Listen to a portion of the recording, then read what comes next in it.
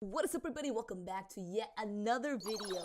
Today we are back home, as you can see from the background. My room is a mess, so actually don't look at the background. In today's very late video, we're gonna be doing a cut-com talking about a weird experience that I had, and I'm sure as you read the title, you already know what it's gonna be.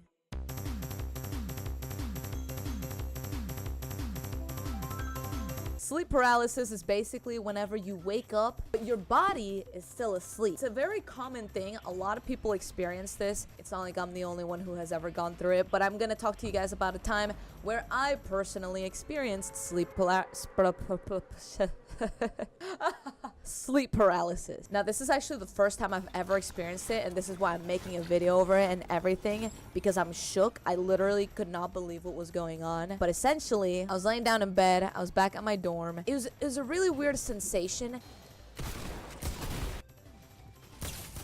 my god, I can't even speak to you guys. Oh, fuck.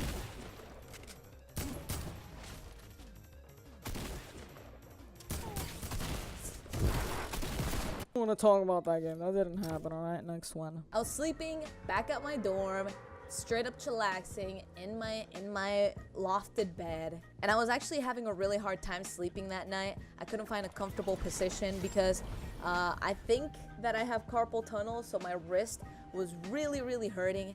It was extremely painful, and I couldn't find a position where it wasn't burning. And eventually, I did fall asleep.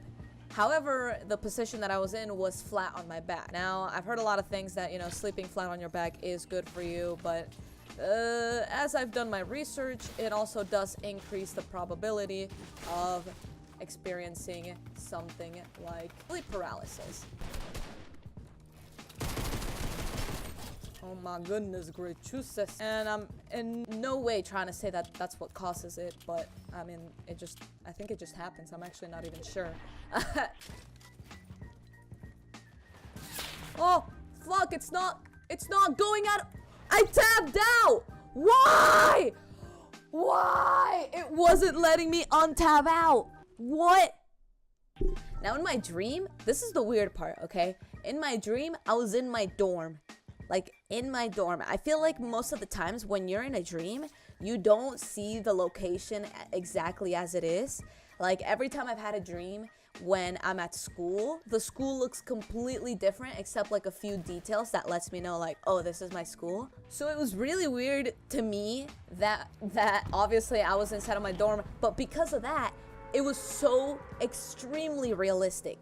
Like, I could have sworn to everything that dream was real. So what ended up happening in my dream is that I was standing like inside of my dorm, and as you guys know that most doors like that are exits, like an entrance for a house, or even like hotel rooms have like little peepholes in the door entrance. I was looking through it, and there was a girl on the other side of the door that could look at me back, which obviously doesn't even make any sense because in those peepholes you're not supposed to be able to see anyone. Oh shit, I'm dead. So I was freaking out at this girl looking at me dead in the eye. So obviously I go over to the door and I'm like, you're getting out of here, girl.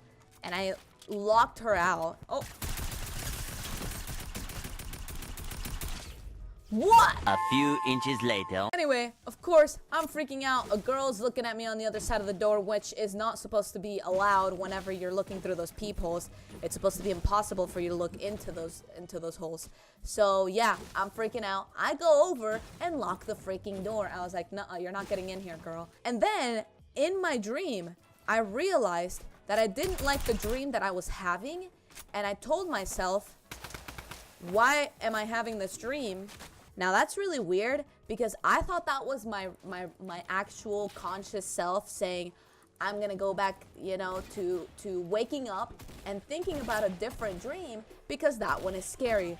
However, that is somewhat the case, not the full case. In reality, whenever I said that and I felt like I went back to my bed, that was another dream. Because when I'm laying down in that bed and I'm like, okay, let me try to go back to sleep, that wasn't my actual self. That was another dream.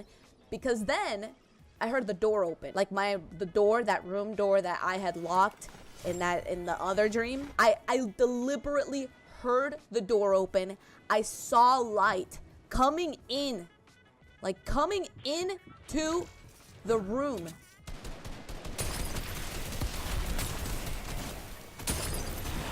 I saw it happen. It was all for real.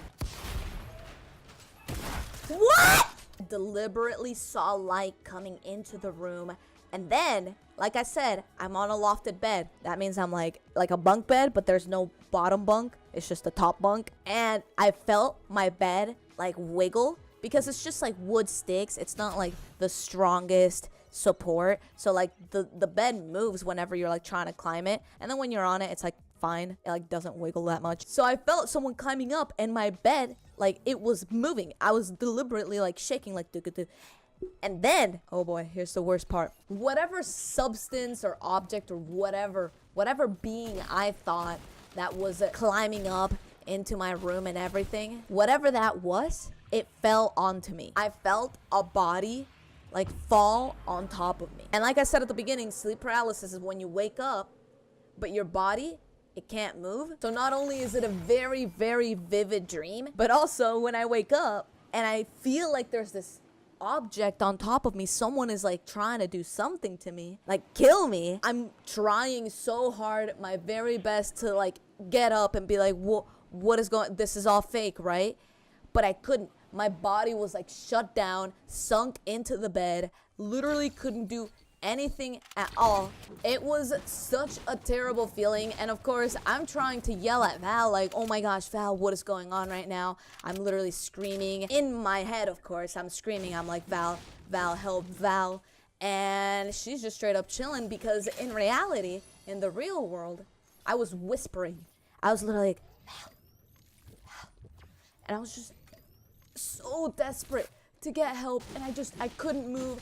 I was literally sweating. I was shaking because I was spooked. I was like, oh my god, this is the end of my life, you know, on the last day of school here in college, for the freshman year at least. I literally thought everything was over. I literally thought it was all over. So yeah, it was a pretty terrifying experience. However, turns out it was all fake, huh? That is the beauty of sleep paralysis. I'm sorry for anyone who actually has this as like a consistent problem, because this is something that can happen like on a daily basis to some people, and there are a lot of ways to like fix it, or like try to avoid it at least. I don't know if there's like an exact fix, but it hasn't happened since. That happened a couple days ago.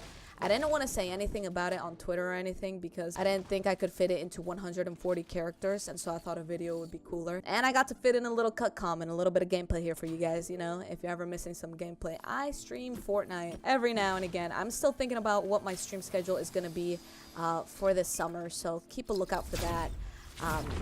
But now I'm just going to finish playing this game because this is one of the only games I don't die immediately, and now the game's actually over. And then I died. Anyway, thank you guys so much for watching this video. I hope you all enjoyed it. If you guys have ever experienced sleep paralysis, please let me know down below. What was your experience? Was it scary? So comment down below what you've experienced. And if you haven't, what's your favorite color? Make sure to leave a like. Subscribe if you're new. And I'll see you guys in the next video. Bye-bye. Downtown, we let it go. Sunset high and our bodies low.